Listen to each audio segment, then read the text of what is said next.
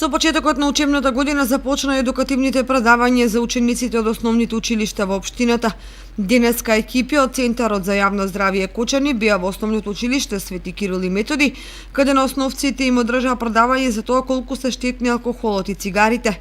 Вакви предавања се спроведуваат се со цел да се действува превентивно кај учениците од 7 до 9 одделение. Од денеска заедно со колешката Марија Постоловска држиме предавање на тема алкохолизам и пушење на ученици од 7 до 9 одделение со цел да действуваме превентивно, да им кажеме на младите за негативните ефекти врз здравјето при постигнувањето на овие поруци. Ќе продолжиме, ќе ги офатиме сите училишта во нашиот регион. Децата добро ги прифаќаат предавањата, се надеваме дека ќе делуваме превентивно. Презентацијата направивме доста интересно.